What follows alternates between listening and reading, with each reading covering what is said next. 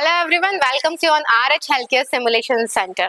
आज देखते हैं कि ब्रेस्ट फीडिंग की क्या क्या टेक्निक्स होंगी और किस तरीके से हम न्यूली मदर्स को असिस्ट कराएंगे ब्रेस्ट फीडिंग के लिए। ब्रेस्ट फीडिंग जब हम कराते हैं तो मेन चीज क्या देखी जाएगी कि किस तरीके से जो न्यू मदर बनी है या फिर मल्टीपैरिटी कोई मदर है तो उसको किस तरीके से बेबी को फीड कराना है, उसकी टेक्निक्स क्या क्या होंगी, किस तरीके से हम उसको प्रॉपर पोजिशनिंग देंगे। इसको हम बोलते हैं assisting a mother in breast feeding. So इस तरीके से जो पोजीशन देंगे, टेक्निक्स बताएंगे, वो आज के वीडियो में आप जानेंगे।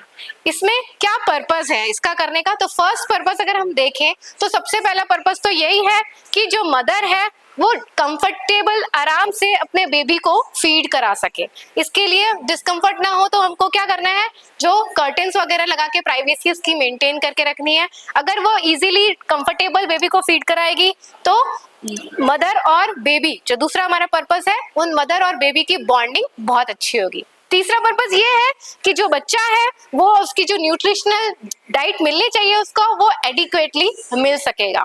और नेक्स्ट जो सबसे इंपॉर्टेंट पर्पस है ब्रेस्ट फीडिंग का वो ये कि जब भी मदर ब्रेस्ट फीड अगर नहीं कराएगी तो क्या होगा, स्टेसिस ऑफ मिल्क हो सकता है ब्रेस्ट में, जिसके कारण ब्रेस्ट में पेन हो सकता है या आगे चलकर वो एक कैंसर भी बन सकता है। तो इसलिए उसको क्या करना है, ब्रेस्ट फीड करा के जो ब्रेस्ट है उसको एम्प्टी करते रहना और न्यूट्रिशनल नीड बेबी को भी देते रहने। तो ये चार जो मेन पर्पस है इसके, ये फुलफिल करने के लिए ही हम ब्रेस्ट फीड को यूज करते हैं।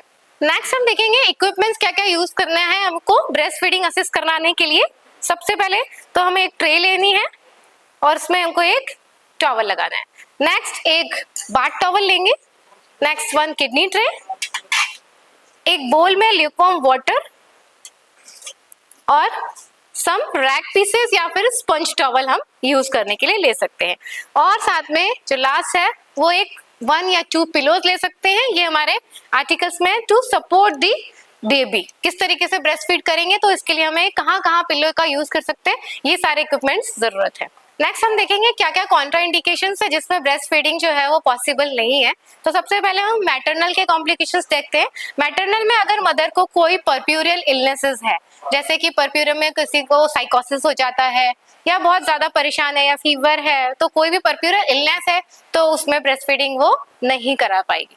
नेक्स्ट अगर मदर को कोई ब्रेस्ट कॉम्प्लिकेशंस है, जैसे कि ब्रेस्ट एब्सिस है, किसी तरह का एब्सिस फॉर्मेशन हो गया है, मेस्टाइटिस है, इन्फ्लामेशन ऑफ ब्रेस्ट हो गया है, या फिर किसी तरीके से क्रैक्ड निप्पल्स हैं, तो भी ब्रेस्ट फीडिंग कॉन्ट्रा इंडिकेटेड रहती है। नेक्स्ट है अगर किसी तरीके से मदर को कोई एक्यूट इलनेस हुआ हो तो उस दौरान भी नहीं होगा।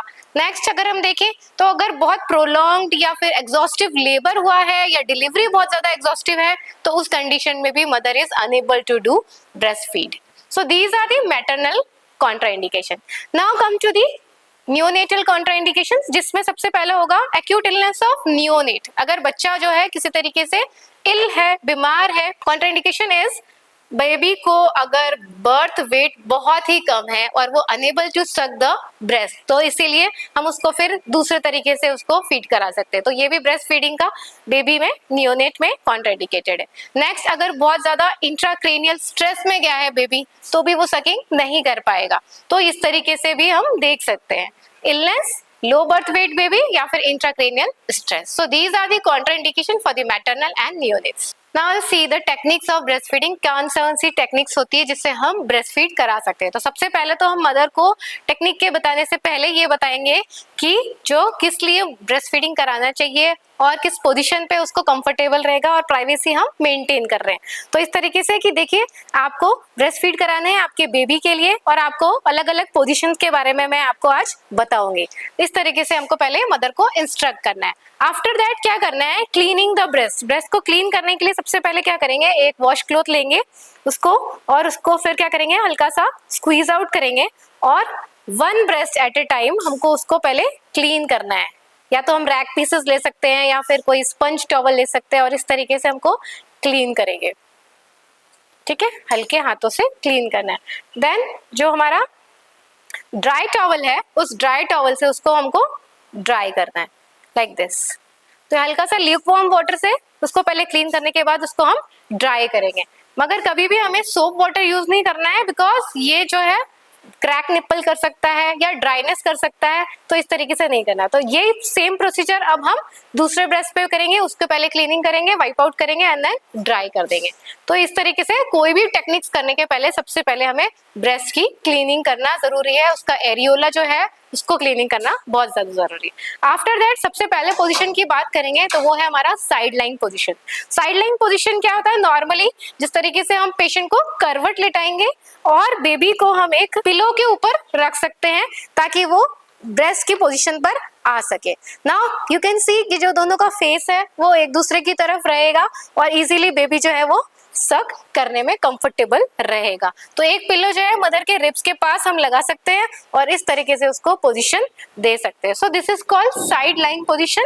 ये पोजीशन सबसे बेस्ट होती है अगर मैडम मदर को नाइट टाइम रेस्ट करना है या कभी दोपहर में रेस्ट करना है, तो ये इजी पोजीशन है जो मदर इजीली रेस्ट भी कर लेगी और बेबी को फीड भी करा पाएगी। So this is side line position. Next technique is called laid back या फिर इसको बायोलॉजिकल नर्चरिंग पोजीशन भी बोलते हैं। इसमें क्या करना है? पिलोज लगा के मदर को एकदम कंफर्टेबल पोजीशन में रखना है। जैसे हम नॉर्मली काउच पे बैठे हैं या बेड पे बैठे हैं, तो इस तरीके से पैर करके मदर को लेट डाउन करना है और यहाँ पर पिलोज की हेल्प से मदर को नेक पे सपोर्ट देना है। नाउ इसमें क्या है, जो बेबी को है हम उसके ऊपर चेस्ट पे इस तरीके से बिठाएंगे और इस तरीके से क्या करना है, अब ये जो बेबी है ना अपने खुद के इंस्टिंक्ट से ही ब्रेस्ट को जो फाइंड आउट करेगा और आफ्टर दैट ये सकिंग करेगा। तो इस तरीके से हम उसको लैचिंग करवाएंगे और बेबी इजीली कंफर्टेबल पोजीशन पे, मदर भी कंफर्टेबल पोजीशन पे, तो इसको कहते हैं हम laid back positions. Next technique है जिसको बोलते हैं हम cradle hold position. Cradle hold में सबसे पहले हम मदर को ऐसे सिटिंग पोजीशन पे भी दे सकते हैं और यहाँ पर मदर के पास एक लैप में एक पिलो लगाना है। पिलो का क्या यूज है, जो बेबी है उसकी प्रॉपर पोजीशनिंग हो सकेगी। इस बेबी का हेड जो है ये एंटी क्यूबाइटल एरिया में होना चाहिए और बेबी जो है उसका फेस जो है वो निपल के पास होना चाहिए। तो ये पोजीशन रहेगी, मदर का एक हाथ इस तरीके से सपोर्टेड रहेगा और दूसरा हाथ जो है वो बेबी के पास रहेगा। तो ये जो होती है पोजीशन, इसको हम बोलते हैं cradle hold position. Next position is called cross cradle hold position. इसमें भी मदर को क्या है, एकदम सीधा स्ट्रेट बैठाना है और यहाँ पे बैक पे सपोर्ट रहना चाहिए। जो एक हैंड है वो इस तरीके से एक्सटेंडेड आर्म रहेगा। You can see the difference, यहाँ पे पूरा टच रहेगा, बेबी का हेड इसको सपोर्टेड रहेगा और जो दूसरा हेड है वो निप्पल के पास रहेगा और बेबी इस तरीके से फीड करेगा। इसमें भी कॉमन चीज है, एक पिल्लो लगाना है सपोर्ट के लिए ताकि वो प्रॉपर निप्पल पोजीशन तक बेबी आ सके। So this is called cross cradle position. Next technique is football method, जिसमें क्या होता है, फुटबॉल होल्ड करके रखते हैं। जैसे कि हम बॉल को इस तरीके से होल्ड करके रखते हैं, इस तरीके से बेबी का जो हेड है वो इस तरीके से रखेंगे और ये जो पिल्लो है इस तरीके से लगाना है कि जो इसका बैक है वो लेडी के हिप की साइड में होना चाहिए। बेबी का सिर्फ फेस इस तरफ से रहेगा, दूसरे हैंड से भी हम उसको निप्पल से सपोर्ट करेंगे और यहाँ पे दूसरा हैंड बेबी के हेड पे रहेगा। So this is called the football method, जिसमें कि हम कब यूज करते हैं, जब मदर को अगर सीएस हुआ है, सिजेरियन सेक्शन, या फिर अगर लार्ज ब्रेस्ट है तो ये पोजीशन उसके लिए बेस्ट है। Next technique is called Australian hold position या फिर हम उसको बोलते हैं क्वाला होल्ड पोजीशन। ऑस्ट्रेलिया में एक एनिमल है क्वाला, वो इस तरीके से बेबी को होल्ड करके रखता है, उसी के नाम पे ये Australian hold, koala hold, upright position या सैडल होल्ड, ये सारी पोजीशन के नाम एक ही हैं, तो ये सब नामों से वो जाना जाता है। इसमें क्या होता है, जो मदर का वन थाई है उसको इस तरीके से स्ट्रेडल करके रखेगी और बेबी के जो लोअर एक्सट्रीमिटीज है उसको इस तरीके से पकड़ के रखेगी। वन हैंड जो है उसको हेड पे सपोर्ट करेगा और दूसरा हैंड जो है बॉडी को सपोर्ट करेगा। मदर अपराइट पोजीशन पे बैठी रहेंगी और इस तरीके से बेबी को फीड कराने में आसानी रहेगी। ये जो पोजीशन है कंफर्टेबल होना चाहिए मदर के लिए और बेबी के लिए भी। मदर में सबसे ज्यादा हमको क्या देखना है कि मदर जैसे ही ब्रेस्ट एम्प्टी हो जाए तो दूसरे साइड पे भी इस तरीके से ब्रेस्ट पर फीड करा सकती है। नेक्स्ट पोजीशन जो है बेसिकली दिया जाता है अगर बेबी को ईयर इन्फेक्शन है, रिफ्लेक्स का प्रॉब्लम है या फिर इसका लोअर मसल टोन है या डाइजेशन का प्रॉब्लम है, तो ये सारी जो चीजें हैं वो इस पोजीशन से ठीक हो सकती है और ब्रेस्ट फीड इजीली हो सकता है।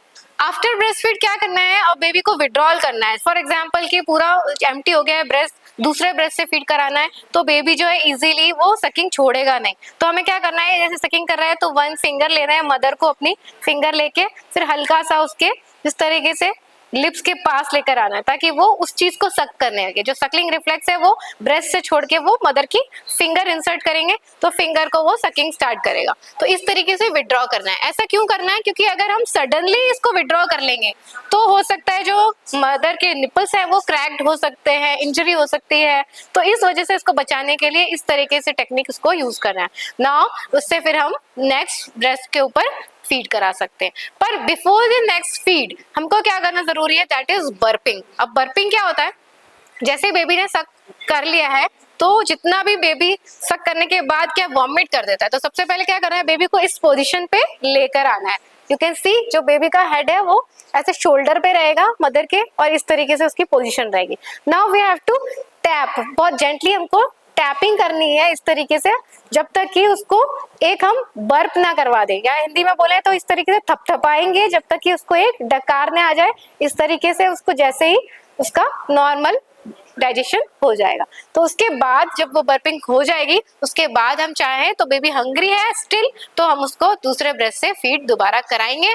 अदरवाइज अगर लग रहा है कि बेबी का स्टमक फुल हो गया है तो हम वापस उसको क्रिब में या फिर मदर के जो भी बेड है वहां पर मदर के पास उसको सुला देंगे। तो इस तरीके से हम ब्रेस्ट फीडिंग का जो टेक्निक्स है ये सारी टेक्निक्स आज मदर को आप सिखा सकते हैं।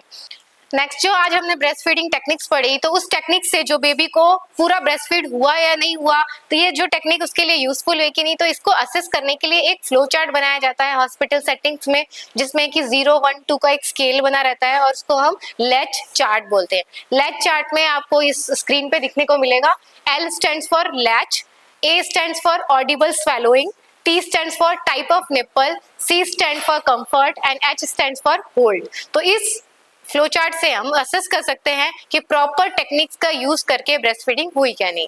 So this is the today's video.